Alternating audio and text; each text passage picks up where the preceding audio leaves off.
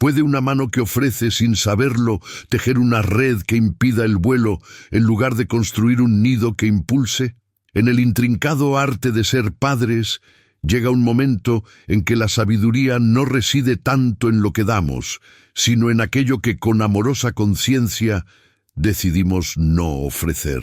Es una etapa de la paternidad que a menudo nos encuentra desprevenidos, con el corazón lleno de intenciones nobles, pero con las manos extendiendo, quizás, regalos que en lugar de nutrir, limitan, que en lugar de fortalecer, debilitan el espíritu indomable de nuestros hijos adultos. Este canal es un puerto seguro para reflexionar sobre esas verdades sutiles, un espacio donde la experiencia compartida se convierte en luz y el consejo ancestral en bálsamo para el alma. Hoy nos acompañará la figura atemporal de Confucio, no como un juez severo, sino como un abuelo sabio que nos invita a contemplar el legado silencioso, aquel que se construye no solo con acciones y palabras, sino también con las pausas, con las abstenciones conscientes, con el espacio que permitimos para que el otro ser, nuestro hijo, despliegue sus propias alas y encuentre su singular melodía en la vasta orquesta del mundo. Nos sumergiremos en la comprensión de esas cosas que, ofrecidas desde el amor, pueden paradójicamente convertirse en cadenas invisibles, impidiendo ese florecimiento pleno que tanto anhelamos para ellos. Conoceremos la historia de Isabel, una madre cuyo amor por su hijo Tomás es tan vasto como el océano, pero cuyas olas a veces amenazaban con ahogar la orilla que él intentaba construir por sí mismo. Su hogar, un refugio de calidez y orden, a menudo se sentía para Tomás como un escenario donde cada acto suyo era evaluado, cada necesidad anticipada, cada tropiezo amortiguado, antes incluso de que pudiera sentir el impacto. Isabel, en su afán de proteger, de asegurar la felicidad de su hijo, no siempre distinguía el límite entre el apoyo que nutre y la intervención que sofoca. Su viaje será el nuestro, un espejo donde mirarnos con compasión y valentía. Isabel siempre había sido una mujer de acción, una solucionadora nata.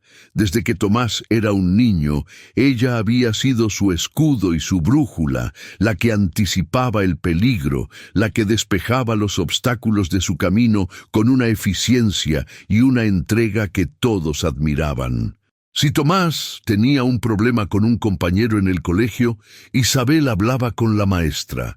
Si necesitaba ayuda con un proyecto de ciencias, ella pasaba noches investigando y preparando los materiales. Si más tarde, en la universidad, alguna asignatura se le atragantaba, Isabel buscaba al mejor tutor. Era su manera de amar, una donación constante de soluciones prefabricadas, un servicio de asistencia integral que funcionaba 24 horas al día.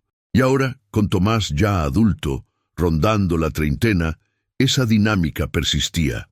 Cuando Tomás perdió su empleo en una agencia de publicidad debido a una reestructuración, antes de que él pudiera siquiera procesar la noticia y pensar en sus próximos pasos, Isabel ya había movilizado su red de contactos, enviado su currículum a media docena de conocidos y concertado 3 entrevistas informales. «No te preocupes, cariño», le dijo con una sonrisa tranquilizadora. «Mamá se encarga. Verás cómo esto se soluciona en un santiamén». Su intención era pura, ahorrarle a Tomás la angustia del desempleo, la incertidumbre del futuro. Quería verlo seguro, estable, feliz. Pero la reacción de Tomás no fue el alivio que ella esperaba. Hubo un agradecimiento forzado, sí, pero también una sombra en su mirada, un encogerse de hombros que a Isabel le pareció ingratitud, o peor aún, apatía. «Gracias, mamá. Veré qué hago», fue su escueta respuesta. Con el tiempo, Isabel notó que Tomás parecía cada vez menos proactivo, más dubitativo ante los desafíos. Si surgía un problema en su nuevo trabajo, conseguido, por supuesto, gracias a uno de los contactos de Isabel, o si tenía alguna dificultad en su vida personal, su primera reacción parecía ser la de esperar, quizás inconscientemente, a que su madre interviniera. Esta pasividad encendía la frustración de Isabel, quien no comprendía por qué su hijo, inteligente y capaz, no tomaba las riendas de su propia vida con más determinación. Una tarde, mientras regaba las plantas de su balcón, observó un pequeño helecho que había estado cuidando con esmero. Lo había trasplantado a una maceta más grande, le había puesto el mejor sustrato, lo regaba con frecuencia, quizás demasiada. Y el helecho, en lugar de prosperar, parecía lánguido, sus hojas amarillentas, sin la vitalidad que ella esperaba. En ese momento recordó una frase que su abuela, una mujer de campo con una sabiduría sencilla y profunda, solía repetir, atribuyéndola a las enseñanzas antiguas, a la sabiduría de la tierra que tanto se asemejaba a las palabras de Confucio. Hija mía, hasta la planta más amada necesita sentir la sed para que sus raíces busquen el agua con fuerza. Si le das todo hecho, sus raíces se vuelven perezosas y el tallo débil. Aquellas palabras resonaron en su interior con una claridad inesperada. Miró el helecho mustio y vio, como en un doloroso espejo, la situación de Tomás. ¿Era posible que su afán de darle todo resuelto, su constante regalo de soluciones inmediatas, estuviera debilitando las raíces de su hijo? Que al evitarle la sed de enfrentar y resolver sus propios problemas, le estuviera impidiendo desarrollar la fortaleza interna, la confianza en su propia capacidad para navegar las inevitables tormentas de la vida? Este pensamiento fue el inicio de una profunda reflexión para Isabel. Comenzó a cuestionar esa primera cosa que ella ofrecía con tanta generosidad, las soluciones prefabricadas. Entendió que cada vez que ella se adelantaba a resolver un problema de Tomás, le estaba enviando un mensaje implícito y devastador. Tú no eres capaz de hacerlo por ti mismo. Era un regalo envenenado que, bajo la apariencia de amor y protección, minaba la autoestima y la autonomía de su hijo. El dolor de esta toma de conciencia fue agudo, pero también liberador. Era el primer paso para desaprender una forma de amar que, aunque bien intencionada, se había vuelto contraproducente. La sabiduría, comprendió, no estaba en allanar el camino hasta hacerlo desaparecer, sino en confiar en la capacidad de Tomás para encontrar sus propias herramientas y construir su propio sendero, por escarpado que éste fuera. La primera revelación sobre las soluciones prefabricadas había sacudido a Isabel, abriendo una grieta en la armadura de sus certezas maternales. Pero el camino del autoconocimiento es una espiral, y pronto se encontró enfrentando otra faceta de su legado silencioso, otra cosa que ofrecía a Tomás sin ser plenamente consciente de su peso. Sus propias expectativas irreales, sus sueños no cumplidos proyectados sobre él. Isabel siempre había imaginado a Tomás como un líder, un hombre de negocios exitoso, quizás al frente de una gran empresa o destacando en una profesión liberal de gran prestigio. Eran los anhelos que ella misma había albergado en su juventud, ambiciones que las circunstancias de su propia vida habían redirigido hacia caminos más modestos, y sin darse cuenta, había transferido ese guión a su hijo, esperando que él lo representara con brillantez. Tomás, sin embargo, era un alma más contemplativa, con una sensibilidad artística y una aversión natural a la competitividad feroz del mundo corporativo que tanto atraía a su madre. Había encontrado una satisfacción serena en su trabajo como restaurador de muebles antiguos, un oficio que ejercía con habilidad y pasión en un pequeño taller que compartía con un amigo. Para Isabel, este camino, aunque respetable, se sentía menor, una decepción silenciosa que a veces se filtraba en sus comentarios. Es un trabajo bonito, Tomás, muy artesanal, pero ¿no has pensado en algo con más? En proyección. Algo que te asegure un futuro más sólido, le decía, con el tono de quien solo busca el bien de su hijo. O bien, ¿has visto a Javi, el hijo de Consuelo? Qué bien le va en la consultora, siempre viajando, con tanta responsabilidad. Comparaciones veladas que caían sobre Tomás como una fina lluvia de desaprobación. Él solía responder con monosílabos o con un cambio de tema, pero Isabel podía percibir su incomodidad, la forma en que su entusiasmo por mostrarle su última restauración se apagaba ligeramente tras esos comentarios. Sentía que, a pesar de sus esfuerzos, nunca lograba llenar las expectativas de su madre, que siempre había un pero, una sombra de «podría ser más» acechando en sus conversaciones. Una noche, Isabel no podía dormir. Daba vueltas en la cama, la imagen de Tomás en su taller, con las manos cubiertas de serrín y barniz, superponiéndose a la imagen del ejecutivo impecable que ella había soñado. Se levantó y fue al salón, buscando consuelo en la lectura. Tomó un viejo libro de filosofía oriental que a veces hojeaba, uno que hablaba de la armonía con el Tao, con el fluir natural de la vida. Sus ojos se posaron en un corto poema, o quizás era un koan, que decía algo así: 10.000 flores distintas brotan en la primavera, cada una perfecta en su fragancia y color. ¿Quién osaría pedirle al loto que fuera ciruelo, o al crisantemo que imitara a la rosa? La vía se deleita en la singularidad de cada ser. Aquellas palabras sencillas la golpearon con la fuerza de una verdad profunda.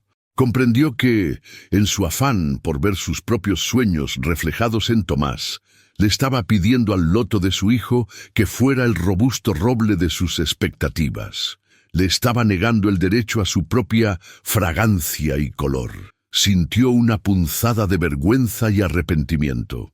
¿Cuánto del amor que le profesaba estaba condicionado por sus propios anhelos insatisfechos? ¿Cuánto de su preocupación era en realidad una incapacidad para aceptar y celebrar la individualidad de Tomás, tal como era, y no como ella deseaba que fuese?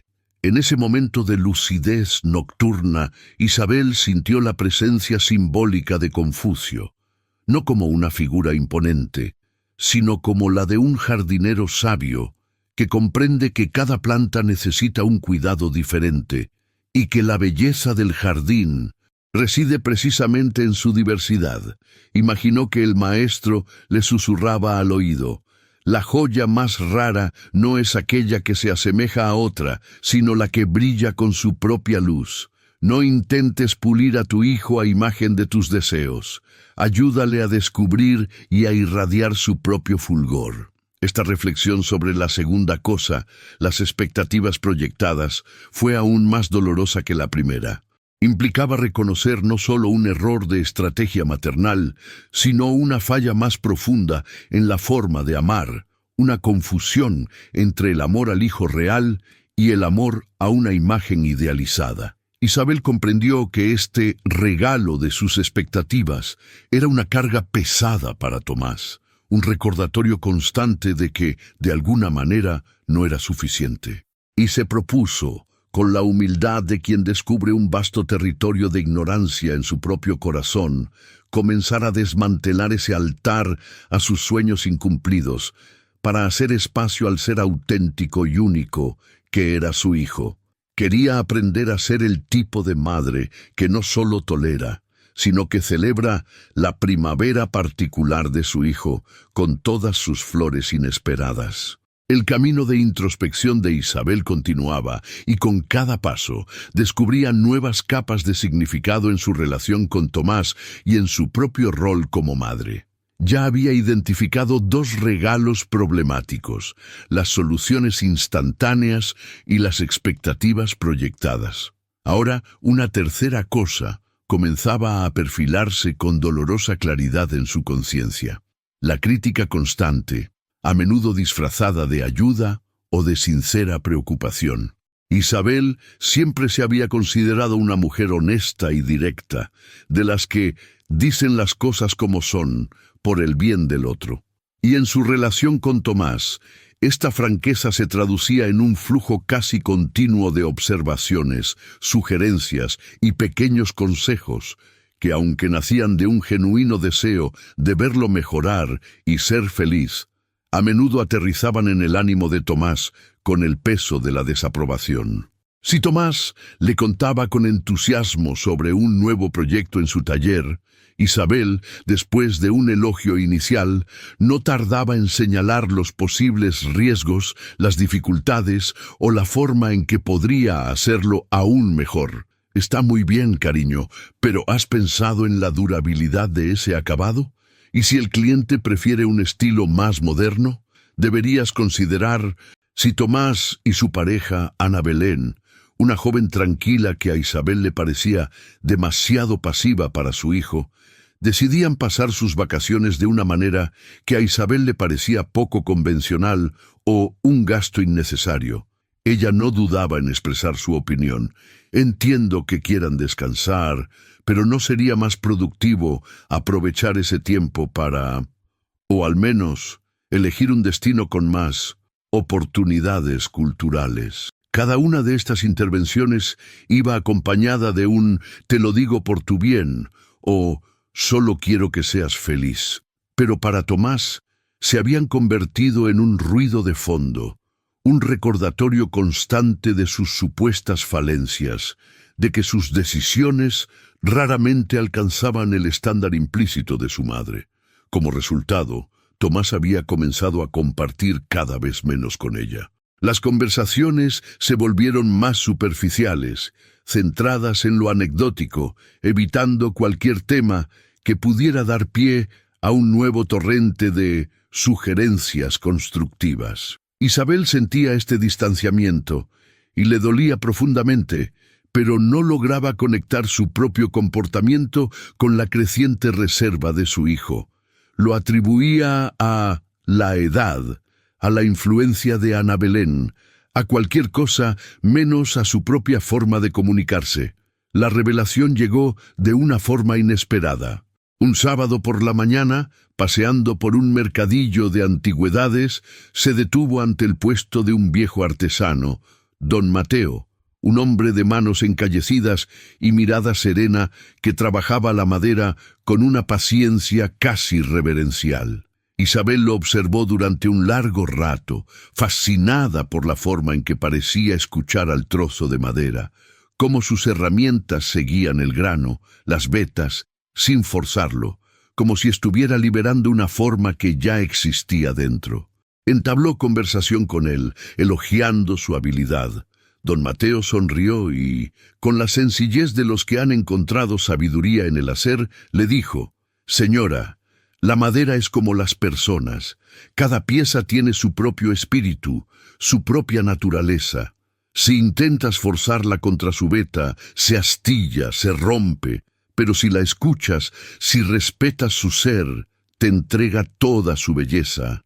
Luego añadió, mientras acariciaba una talla casi terminada: «Un viejo maestro, dicen que de las tierras de Confucio, enseñaba que el buen artesano no impone su voluntad, sino que colabora con la esencia del material. Creo que con los hijos es parecido, ¿no cree? Uno no puede tallarlos a su antojo, solo puede ayudarles a pulir su propia forma». Las palabras de don Mateo cayeron en el alma de Isabel como semillas en tierra fértil. Se despidió del artesano conmovida y se sentó en un banco cercano, reflexionando. Vio con claridad meridiana cómo ella, en su afán de mejorar a Tomás, había estado constantemente tratando de tallarlo contra su veta, lijando sus entusiasmos con la aspereza de su crítica, intentando imponerle una forma que no era la suya. Sus consejos, su preocupación, no eran más que una forma de violencia sutil, una negación de su derecho a ser él mismo, con sus propias perfecciones e imperfecciones. Comprendió que este regalo de la crítica incesante, aunque envuelto en el papel de la buena intención, era profundamente dañino. Anulaba la voz interior de Tomás, erosionaba su confianza y lo empujaba al silencio y al distanciamiento como única forma de proteger su integridad. En ese momento, Isabel sintió que comenzaba una verdadera ruptura, no con Tomás, sino con esa parte de sí misma que se creía con el derecho de juzgar y corregir constantemente. La tarea que tenía por delante era inmensa: aprender a callar para poder escuchar de verdad, aprender a apreciar en lugar de evaluar, aprender a ofrecer un apoyo que validara en lugar de una ayuda que disminuyera. Era el desafío de convertirse en una artesana del amor, una que supiera honrar la madera única y preciosa que era su hijo. El viaje de Isabel hacia la comprensión de un amor más sabio y menos invasivo la llevó a confrontar dos aspectos más de su legado silencioso, dos cosas que, entrelazadas, podían estar frenando la madurez y autonomía de Tomás. La tendencia a fomentar, quizás inconscientemente, una dependencia emocional o económica innecesaria y el silencio sobre sus propios errores y vulnerabilidades como madre y como ser humano. Tras las revelaciones anteriores, Isabel comenzó a observar sus interacciones con Tomás bajo una nueva luz. Se dio cuenta de que, incluso después de sus esfuerzos por no ofrecer soluciones prefabricadas o críticas constantes, persistía en ella un deseo sutil de que Tomás la necesitara. Si él no la llamaba durante un par de días, sentía una punzada de abandono, y cuando finalmente hablaban, a menudo dirigía la conversación hacia temas donde ella pudiera ofrecer su experiencia o incluso su ayuda material. Pequeños préstamos que Tomás no siempre necesitaba, pero que ella ofrecía con insistencia, favores que lo mantenían sutilmente en deuda. Una disponibilidad excesiva que desalentaba su completa independencia. Era una forma de mantener el lazo, de sentirse indispensable, pero ahora comprendía que ese lazo, si no se aflojaba, podía convertirse en una atadura. Paralelamente, se percató de la imagen de infalibilidad que siempre había intentado proyectar. Nunca le hablaba a Tomás de sus propias dudas pasadas, de los errores que había cometido en su juventud, de las veces que se había sentido perdida o asustada. Quería ser para él un faro de fortaleza y seguridad, sin darse cuenta de que esa perfección aparente creaba una distancia insalvable, un modelo imposible de emular, y le negaba a Tomás la oportunidad de verla como un ser humano completo, con sus luces y sus sombras. El renacimiento de Isabel comenzó cuando decidió conscientemente abordar estas dos últimas cosas. Empezó por retirar gradualmente su red de seguridad económica y emocional. Cuando Tomás mencionaba alguna dificultad, en lugar de saltar con una solución o una oferta de ayuda, aprendió a decir: «Confío en tu capacidad para resolverlo, Tomás, pero estoy aquí si necesitas hablar o simplemente desahogarte». Fue difícil al principio. El impulso de intervenir era poderoso y el silencio expectante de Tomás, acostumbrado a su presteza, a veces la hacía dudar, pero perseveró. Al mismo tiempo, comenzó a abrirse de una manera nueva. Un día, mientras tomaban un café, le contó sobre un revés profesional que había sufrido años atrás, cómo se había sentido y cómo lo había superado. Le habló de sus miedos cuando él era pequeño, de las inseguridades que a veces aún la asaltaban. Tomás la escuchaba con una atención que la sorprendió. Vio en sus ojos no decepción, sino una nueva forma de respeto, de conexión. Al mostrar su propia vulnerabilidad, Isabel le estaba dando a Tomás el permiso de ser también vulnerable, de ser imperfecto, de ser humano. Le estaba ofreciendo un legado mucho más valioso que el de la fortaleza inquebrantable, el legado de la autenticidad. Poco a poco, la dinámica entre ellos comenzó a transformarse. Tomás parecía más seguro de sí mismo, más dispuesto a tomar la iniciativa y a asumir la responsabilidad por sus decisiones. Las conversaciones se volvieron más profundas, más igualitarias, Ya no era la madre omnipotente y el hijo dependiente, sino dos adultos compartiendo sus vidas, con sus respectivos desafíos y aprendizajes. Isabel recordó entonces la pregunta simbólica que había marcado el inicio de este viaje. ¿Puede una mano que ofrece, sin saberlo, tejer una red que impida el vuelo, en lugar de construir un nido que impulse? Ahora sabía que sí, que sus manos, con la mejor de las intenciones, habían estado tejiendo una red.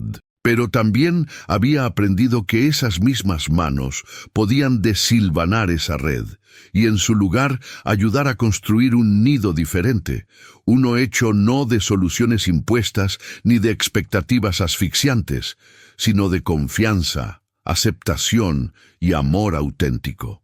El legado silencioso de Confucio, comprendió finalmente, no se refería a un conjunto de reglas sobre qué no dar, sino a una sabiduría más profunda, la de entender que el mayor regalo que podemos ofrecer a nuestros hijos adultos es el espacio para que descubran su propia fortaleza, la libertad para que sigan su propio camino, y el ejemplo de una vida vivida con honestidad y coraje. Como un gesto simbólico de este nuevo entendimiento, Isabel decidió encender una vela cada mañana.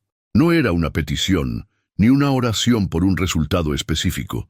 Era un acto silencioso de honrar la luz propia de Tomás, una forma de enviarle su confianza y su amor incondicional, iluminando su camino con fe en su capacidad, en lugar de con la sombra de sus directrices. La mayor herencia de un padre o una madre a un hijo adulto no es un camino despejado de obstáculos, sino la confianza inquebrantable en sus pies para andar cualquier sendero, por empinado o incierto que éste sea.